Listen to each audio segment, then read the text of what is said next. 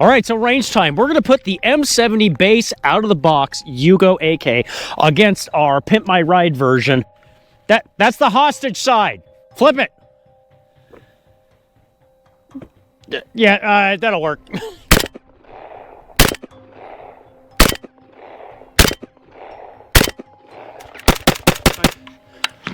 Okay.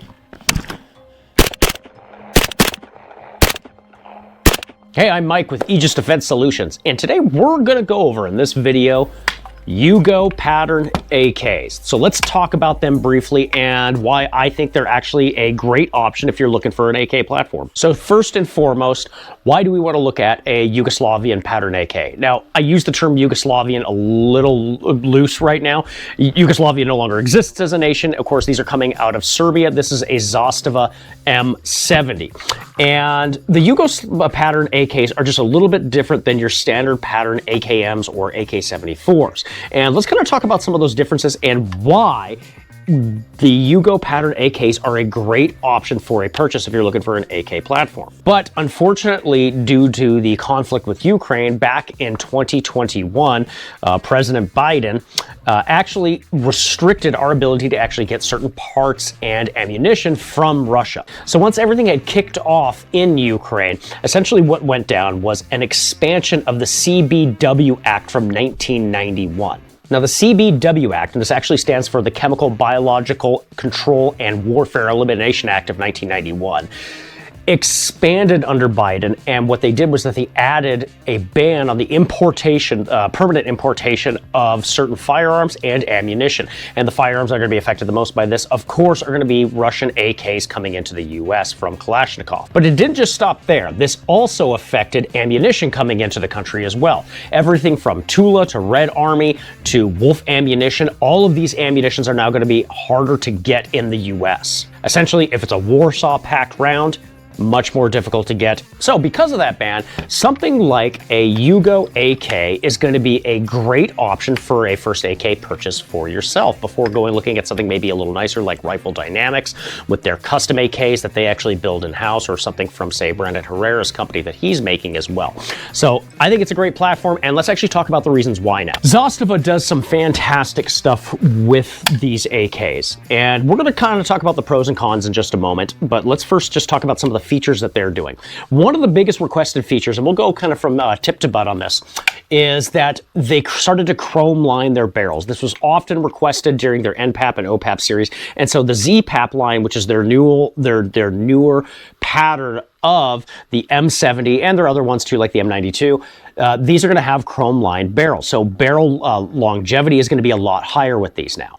Next, moving on down, we actually have the receivers themselves. The receivers, typically, they were stamping them at 1 millimeter. So it is a stamp receiver with 1 millimeter on thickness, but during the ZPAP line, they increased that thickness to 1.5 millimeters. So it is a much more robust, it does add a little bit of weight, so it is a little bit heavier, but a much more robust receiver. Now, one thing I want to point out is that within the stamp receiver, we have this bulge right here. Now, this bulge is actually their forged front trunnions. And these front trunnions, which is designed to mate up between the barrel and the receiver itself, they actually utilize a RPK trunnion, as RPK as in the light machine gun. So it is very robust, and it is designed to take repeated use and abuse. Now let's move to the internals. The bolt carrier group is made from a nickel moly steel corrosive resistant metal. And this is going to be great for just longevity, but it does make it very much different than your standard AKs that you're getting from other nations on it. But it is a good compound that they use, and that's why you get the actual metal differential there. Now, and one thing that they do with the safeties on these for the bolt carriers, that you actually have a bolt hold open on the safety selector itself. If we slide it on down, we can actually move the safety there. And many of range FUDs are going to love that, so that they can actually see that the firearm is clear from that. And then as soon as we pull down on that safety, it drops that bolt forward. So now, are there issues with the Yugo AKs, the Zastavas? There are a couple things you need to note. How the furniture functions on this is a little bit different than a standard AK. The hand guards are actually longer on this. And so any furniture that you would get for a Russian or any of the other Eastern Bloc AKs, it's not going to have the same furniture hookups and mounting system to them. It's going to be a little bit different. And you're actually going to have something very similar to the stock too. Instead of actually using tangs attached to the trunnion and the receiver for the rear of these AKs, the Yugos actually have a bolt that comes all the way through the stock and actually mounts into the receiver itself and the rear trunnion. So what does that mean overall, these little bit of furniture differences on these AKs? Well, it means that the aftermarket for pieces and parts, for upgrading, for changing things out on the Yugo AKs is a little more limited. Or at least I would have said it's a little more limited maybe a few years ago. The Zastavas have become pretty popular. And because of the ban with the CBW from 1991, the CBW Act from 1991, because of those bans on Russian parts, you know, we're not able to get those Russian Kalashnikovs. We're not able to get Zenitco furniture anymore, which is that's the biggest hurt. So if you want that alpha, kind of like that alpha AK look, that operator look for your AK, you know, and people of course say aesthetics don't matter, but come on, aesthetics are pretty cool. If you want to make your rifle look all dope as hell, there's some great stuff out there from Zenitco, but the problem is that now it's really hard to get those pieces and parts in. But that's where manufacturers in the US have stepped up. Now you have companies like Midwest Industries, they're producing an alpha AK line for pieces and parts for AKs, and there's even talk of them expanding to the Yugo side of it. But that, you know, that's a little further down the line. However, other companies are actually making plenty of Yugo AK parts where we can go from something like this to something like this. Now, this is not a complete setup that we have done already. We've only changed out a few pieces and parts on this, okay? The stock is still the same, and we have some different stocks that we're playing around with right now. But first and foremost, some of the stocks that we're playing around with, we have JMAC Customs. JMAC Customs makes some fantastic pieces and parts for all kinds of AKs, from Yugo to Russian, you name it. They're doing a lot of custom work. All right. And on this one in particular, we've actually changed out the handguard to an SLR Rifle Works handguard. Now, SLR Rifle Works, this is their Ion handguard. They make some really, really robust packages for upgrading your AKs. Now, the SLR Rifle Works handguard has a lot of modularity to it, a lot of M-LOK rail space. As you can see on this one, we actually put some rail scales on that with a carved hand stop on that, and lets you to pull that into your arm, into your pocket, nice and tight. We also threw on the end of this a VG6 Epsilon muzzle brake, which, you know, this thing now spits fire, and you know, if you're next to me at the range when we're shooting this thing, and then certainly you're not going to have a very good time if your hearing protection's not up to stuff. But this really makes this firearm shoot very, very flat. After that, you know, we have the SLR Rifle Works gas tube at the top here with all this rail space. Now, because this is an all metal rail space, this is billet aluminum, it does get hot pretty fast. Whereas something like just the standard out of the box M70, that wood actually does a fair bit of insulation against the gas tube, so you can really still grip onto that and C-grip that if you want. After that, we actually put on a Texas Weapon Systems top dust cover with all this rail space, and we actually threw an MRO on top of this with a mount from American Defense Manufacturing. And this is the Gen 3 Texas Weapon System dog leg, because it actually replaces and dog legs off of where your leaf spring and rear iron sights for that AK would actually mount to. And they actually sell a rear peep sight on the back of this, so you can still run irons on this platform if you're using the Texas Weapon System Gen 3 dog leg. And now, they've come under a little bit of scrutiny during the Gen 1 and Gen 2 dog legs, their first foray into this, but they've really been honing it in and working with it. And the big issue of contention was, do these dog legs, do these dust covers, will they hold zero for your optic? I'm happy to say thus far, with repeated use, it's held at zero pretty well. Now, we actually put a Tango down pistol grip on this, and there's some other pieces and parts we have coming in. We've ordered a ALG Lightning trigger for this AK, and honestly, is that needed? Probably not even. AK triggers and even the Zastava triggers, out of the box, these are fantastic triggers. They really, really do their job well. And as you can see,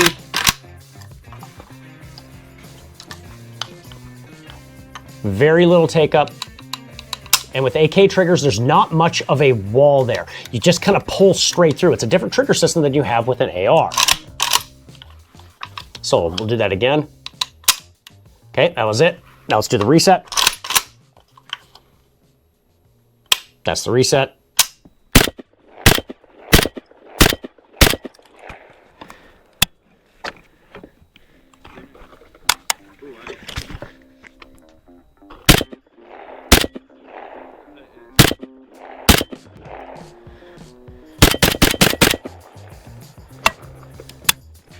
It's nice and snappy. It's not like really muddy. It's not a muddy trigger, how I would say, but it just feels good. So because of that heavy springy reset, it's actually, it aids you in finding that rhythm. If you're doing any cadence drills, if you're firing rapidly out of this and putting a lot of rounds down range, you can get a really good volume of fire accurately out of this beast. So all in all, you know, the aftermarket is growing for Yugo AKs, which is fantastic to see. So that if you wanted to go from just a simple out of the box AK, we can keep it that way. Niet, rifle is fine.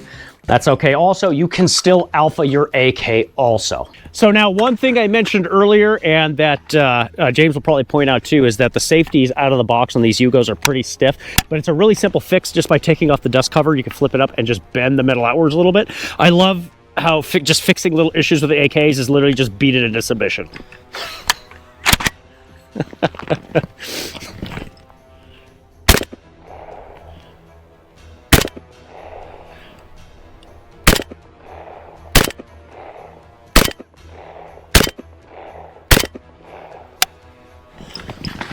You know, so far out of the box, man, you know, out of the box, recoil's not bad on it. It's fun to fire. To me, I always considered it like shooting a typewriter, or it's just mechanical and cathartic. You know, I just love a reciprocating charging handle on it. It's just classic, you know, and even though it's a little bit different than a standard AK out of Kalashnikov or, you know, Hungary or Poland, I don't know, pick one. You know, there's plenty of different AK patterns. The Yugos are still pretty awesome. All right, this is William's first time firing an AK in the history of ever. It worked! All right, there we go. All right, in all my 19 years of living, first time, baby.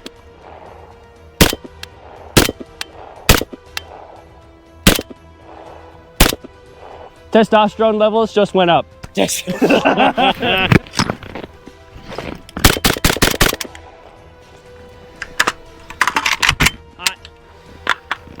Love it. The base M70 is pretty fun, but like we were stating earlier, the market is growing for furniture and customization and accessories for the Yugo, the M70s, the ZPAP AKs. All right.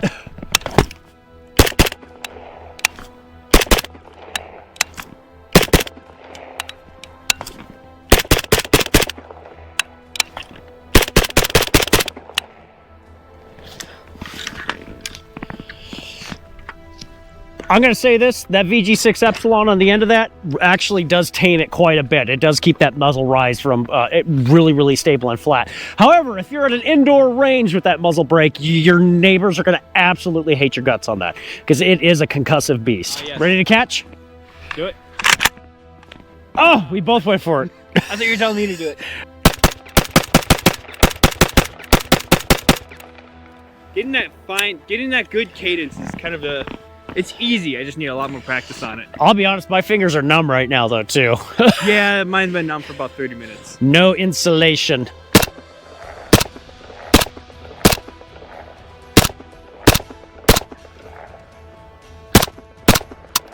So you're going to be in kind of a tough spot if you have an optic on here and you are trying to reach over and grab over, you're going to get burnt really easily. So wear gloves with this, but also if you're shooting outside in the winter, it's actually not too bad. It keeps your hands warm.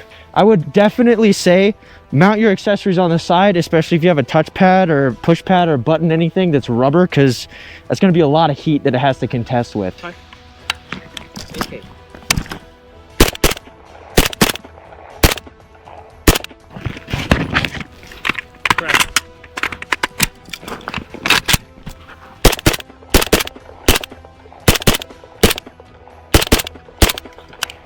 All right, so overall, should you get a Yugo AK, a Zastava, whatever? The answer is yes, actually, they're fantastic. Yeah, overall, it's a robust, beefy system, the heavier stamp receiver, the chrome-lined barrel, the RPK, forged trunnions, all of these are great features. And you know, the one downside really being, well, I don't like the metal stocks, or the metal butt pad on the stocks. Yeah, I hate that. It completely slides off your plate carrier if you got plates in there. But that's an easy fix. Just get a rubber one. No big issue. I think if the last big issue that I have with it is that the furniture isn't compatible with Russian pattern AKs or any other nation that was basing theirs off the Kalashnikov model, just because the Yugos are a little bit different. They did a few different things like we mentioned earlier. But that market, like if we've already stated, it's already growing. There's definitely a lot of companies between JMac and SLR Rifle Works and Kyber Customs that are putting out a lot of great products for the Yugo pattern. So mark down in the comments below what AKs you like. You know, do you like the Yugo platforms? Do you like Russian, Kalashnikov, Polish, Hungarian, whatever? Okay, mark that down in the description below and kind of share with the community what setups you guys are running. But always remember, stay prepared, not scared. God bless and good night, everybody. Hey everybody, welcome to ADS, and I would like to mention we're on all the socials. So we're on Instagram, Twitter, Facebook, all the nice big ones. So go ahead and follow us there when you get the chance.